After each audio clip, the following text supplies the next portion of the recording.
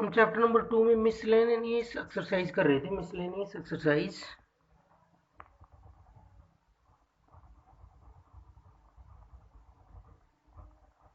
उसमें आगे क्वेश्चन है, क्वेश्चन नंबर 10। ए सेट गिवन है, ए इज इक्वल टू 1 2 3 4 और बी सेट गिवन है 1 5 9 11 15 16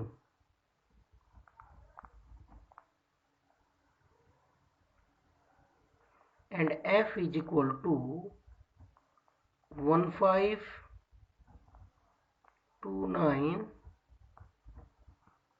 3 1 4 5 2 11। ये गिवन है इसमें हमारे पास। अब इसमें दो पार्ट पूछे गए हैं। फर्स्ट पार्ट है F is a relation from A to B, ये बताना है रिलेशन है क्या। सेकेंड पार्ट है F is a function from A to B, ये बताना है इसमें। तो हम इसका डायग्राम बना लेते हैं, ग्राफ डायग्राम इस तरह से, एरो डायग्राम। ये ए सेट हो गया, एफ ए को किससे कनेक्ट कर रहे हैं, बी से। तो ये बताना है कि फंक्शन है या फिर रिलेशन है। तो ए सेट में एलिमेंट्स है 1 2 3 4 और बी सेट में एलिमेंट्स है 1 5 9 11 15 16। तो इसमें एफ में जो पेयर्स आए उसका मतलब क्या है, 1 रिलेटेड टू 5, 1 एसोसिएटेड है 5 से, 2 एसोसिएटेड है 9 से, 3 एसोसिएटेड है 1 से, 4 5 से और 2 11 से। ए सेट को बी सेट से जोड़ा जा रहा है। अब ये बताना है कि रिलेशन है या फिर फंक्शन है। अगर ये रिलेशन होगी तो क्या होगा, ये किसका सबसेट होना चाहिए, ए क्रॉस बी का, क्योंकि कोई भी रिलेशन है वो क्या होती है, उसके कार्टेशियन प्रोडक्ट का सबसेट। तो एरो डायग्राम से हम क्लियरली इसको देख सकते हैं। 1 किससे एसोसिएटेड है अकॉर्डिंग टू इट्स 5 से, 2 किससे एसोसिएटेड है 9 से, 3 किससे एसोसिएटेड है 1 से, 4 किससे एसोसिएटेड है 5 से और 2 फिर से किससे एसोसिएटेड है 11 से। तो देखो यहां पर ये फंक्शन नहीं है। क्यों नहीं है function, because 2 have associated with 2 elements, unique से नहीं जुड़ रहा। 2 के लिए कितनी एलिमेंट्स पाए जा रहे हैं, 9 और 11। 2 9 और 2 11 इस एफ के अंदर बिलोंग करते हैं। तो 2 हैव 2 इमेजेस, 2 की 2 इमेज हैं, 2 की 2 है, वो एक एलिमेंट से नहीं जुड़ रहा। यहाँ पर 2 है जो एलिमेंट, वो किसी एक से नहीं जुड़ रहा, एक पाया जाना चाहिए था, एक से ज्यादा पाए गए यहाँ पर। सो it is not a function, it is a relation. Relation क्यों है, क्योंकि जितने भी पेयर हैं 1 5 2 9 3 1 4 5 2 11, ये सारे पेयर किस में से हैं, ए क्रॉस बी में से हैं। ए क्रॉस बी के सबसेट है एफ, देख सकते हैं। फर्स्ट एलिमेंट ए का, सेकंड एलिमेंट बी का, फर्स्ट ए का सेकंड बी का, फर्स्ट ए का सेकंड बी का, फर्स्ट ए का सेकंड बी का, फर्स्ट ए का सेकंड बी का। तो सभी ऐसे पेयर्स बने हुए हैं। तो एफ में जितने भी पेयर्स हैं वो सारे किसके सबसेट हैं, F is subset of A cross B. यहां से हम देख सकते हैं ए क्रॉस बी के एलिमेंट्स हैं ये सारे। तो इसलिए एफ क्या बन गई है, relation. F is a relation, but f is not a function because 2 is associated with 2 elements and by definition of function 2 किससे एसोसिएटेड होना चाहिए, यूनिक एलिमेंट से होना चाहिए था। देखो 1 तो एक से ही सही है, 1 तो एक से एसोसिएटेड है, 3 भी एक से ही है और 4 भी एक से ही है 5 से। 1 किससे एसोसिएटेड है 5 से और 2 किससे एसोसिएटेड है 9 से और 11 से, 3 1 से और 4 5 से। तो एसोसिएटेड तो सारे हैं, ये कंडीशन तो पूरी है। फंक्शन की 2 कंडीशन होती हैं, प्रत्येक एलिमेंट के लिए एक एलिमेंट पाया जाना चाहिए। एक पाया जाना चाहिए। यहाँ पर एक एलिमेंट 2 ऐसा है जिसके लिए एक नहीं कितने पाए गए, 2, जो एसोसिएटेड है 2 के किससे एसोसिएटेड, 9 से, और 2 किस एसोसिएटेड है, तो elements 2 to A have 2 images,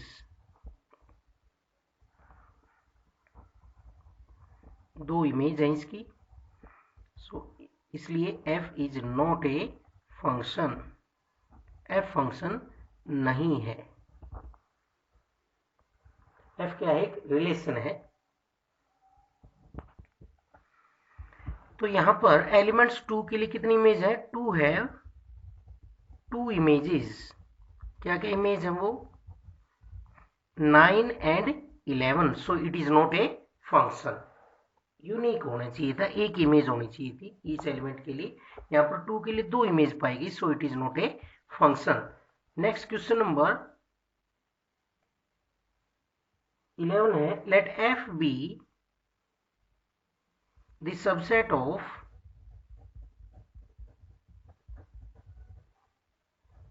f be the subset of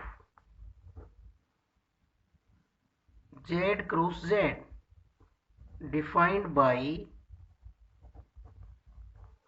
इस तरह से डिफाइंड कर रखा है, f is equal to A B और a plus B such that A B belongs to z।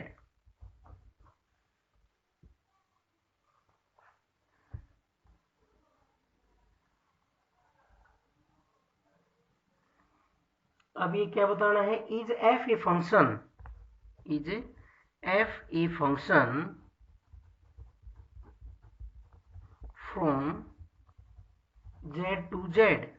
तो f फंक्शन कब होगा, जितने भी इस z में एलिमेंट्स हैं इंटीजर्स, उनके लिए एक एलिमेंट पाया जाना चाहिए ईच एलिमेंट के लिए। एक से ज्यादा पाएंगे तब हम क्या कह देंगे, it is not a function. और प्रत्येक के लिए पाया जाना चाहिए, प्रत्येक के लिए पाया तो जा रहा है क्योंकि दो इंटीजरों का सम क्या होता है, इंटीजर ही होता है, तो प्रत्येक के लिए एलिमेंट तो पाया जा रहा है। लेकिन अब ये देखना है क्या सभी के लिए एक ईच एलिमेंट के लिए यूनिक इमेज पाई जा रही है क्या, ए बी किससे एसोसिएटेड है, इसके according F A B is equal to क्या है, A plus B. Function A B को किस में कन्वर्ट कर रहा है, ए प्लस बी में, डेफिनेशन ऑफ दिस रिलेशन।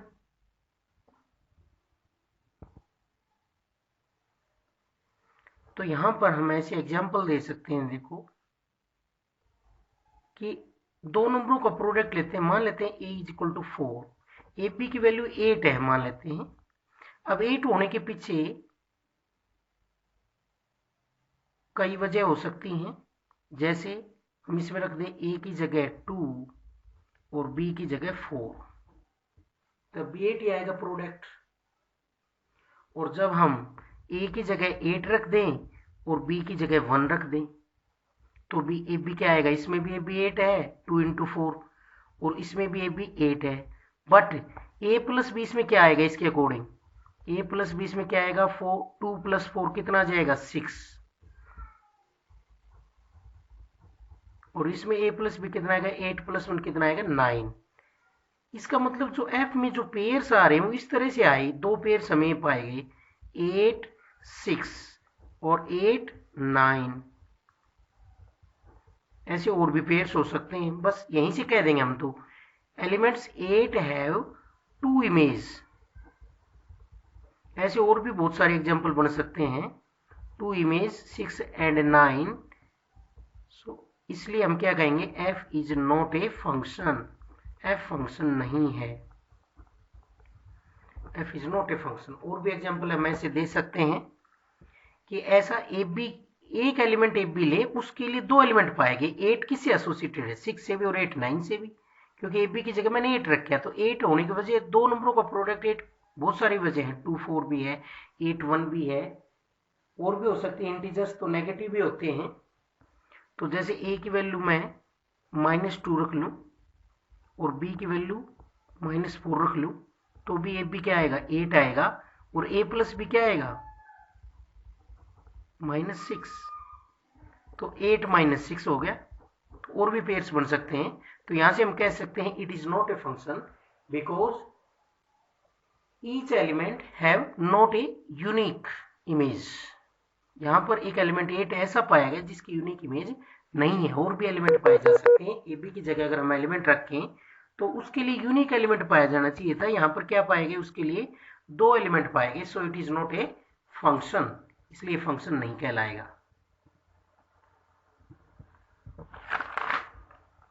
और लास्ट क्वेश्चन है इसमें, क्वेश्चन नंबर 12।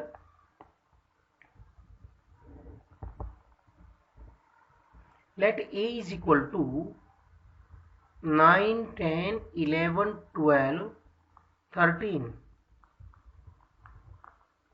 और let f is equal to f such that a to n, f किसको एसोसिएट कर रहा है, a सेट को n से एसोसिएटेड करता है, be defined by fn is equal to the highest prime factor of n.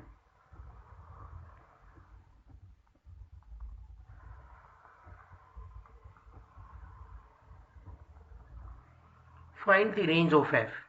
तो जो fn की वैल्यूज आएंगी उन्हें हम क्या कहेंगे, रेंज कहेंगे। ए सेट को फंक्शन किससे एसोसिएट कर रहा है, n से, नेचुरल नंबर के सेट से। तो हम ए सेट में से वैल्यू रखेंगे और फंक्शन की वैल्यूज आएंगी। जो फंक्शन की वैल्यूज आएंगी उन सबको हम कलेक्ट करेंगे तो क्या आ जाएगी, हमारे पास रेंज आ जाएगी। तो ए सेट में हमारे पास एलिमेंट है 9, तो n की जगह 9 रखेंगे तो बाय डेफिनेशन क्या हुआ, the highest, by definition of function the highest prime factor of n। तो n की जगह क्या रखा है मैंने, 9 रखा है, प्राइम फैक्टर ऑफ 9, क्योंकि n किस से बिलोंग कर रहा है, a से, और fn किस में जाना चाहिए, n में। तो जो n में जाएंगे वो रेंज बन जाएगी।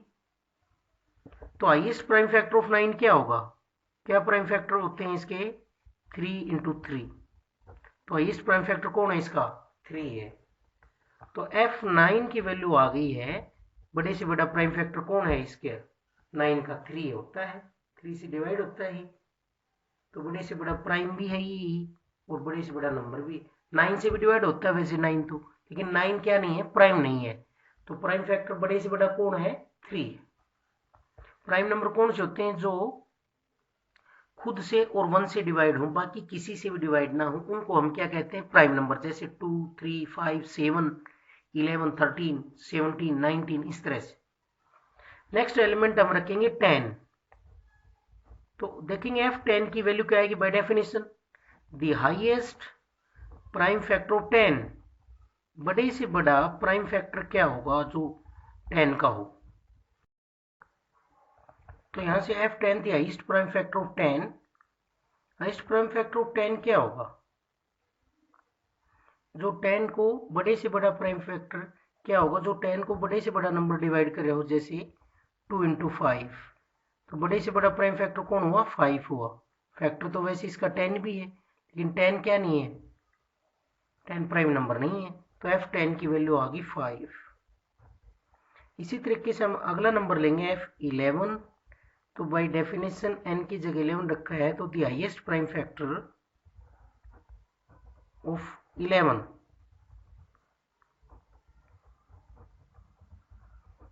का बड़े से बड़ा प्राइम फैक्टर क्या होगा।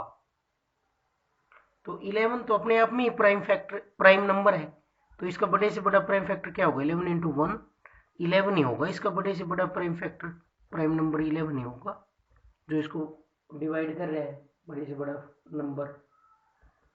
इसी तरीके से हम अगले नंबर f12 के लिए फाइंड आउट करेंगे। By definition the highest prime factor of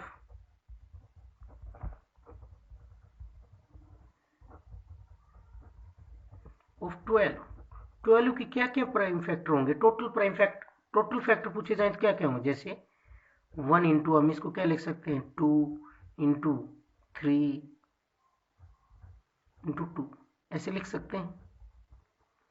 तो इसके फैक्टर क्या हुए, वैसे देखे जाए तो 1 हो गया, 2 हो गया, 3 हो गया, 2 इंटू 2 4 हो गया, 2 इंटू 3 6 हो गया, और 2 इंटू 3 6 इंटू 2 क्या हो गया, 12। ये सब इसके क्या है, factors are the factors of 12। क्योंकि ये सभी 12 को डिवाइड करते हैं। इनमें से बड़े से बड़ा प्राइम फैक्टर कौन है? बड़े से बड़ा प्राइम फैक्टर कौन है? 3 है, 2 भी है, लेकिन बड़े इन सब में बड़ा प्राइम फैक्टर, प्राइम नंबर कौन है? 3 है, जो इसका फैक्टर है। तो F12 की वैल्यू आ जाएगी 3।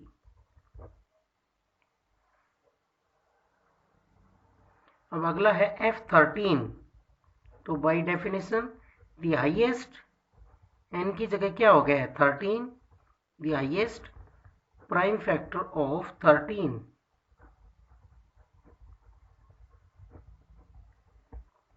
तो 13 के तो ओनली फैक्टर्स क्या होते हैं? 1 and 13। These are the only factors of 13, are factors of 13। इनमें प्राइम फैक्टर कौन है? 13 है, तो बड़े से बड़ा भी यही है। तो आंसर क्या आ जाएगा? F13 का 13 आ जाएगा।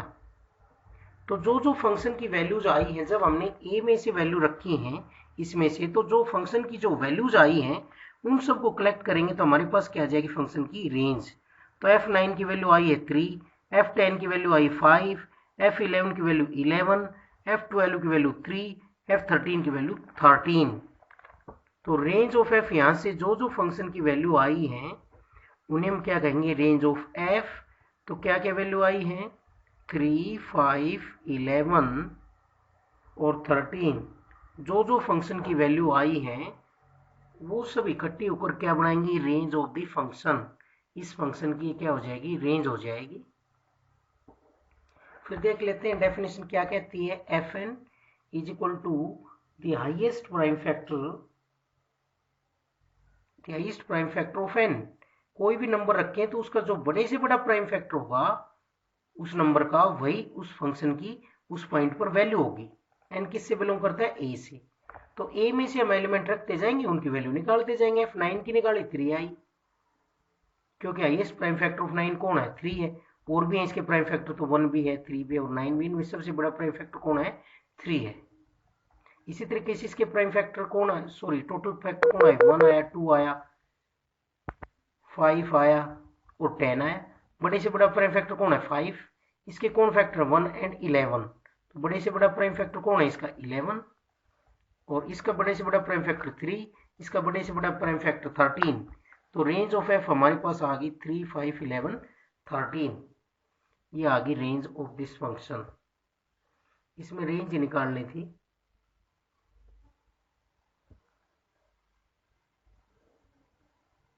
तो ये आ गई हमारे पास इस फंक्शन की रेंज। तो डोमेन हम किसे कहते हैं? फिर से रिवाइज कराते हैं। एक्स की वैल्यूज को हम डोमेन कहते हैं, एक्स की रियल वैल्यूज को डोमेन कहते हैं, जिनके लिए फंक्शन की वैल्यू भी रियल आती हो। और फंक्शन की वैल्यूज को हम क्या कहते हैं? रेंज कहते हैं। फंक्शन की वैल्यूज को हम रेंज कहते हैं। और एफ एक्स की वैल्यूज को हम एफ एक्स की वैल्यूज को रेंज कहते हैं।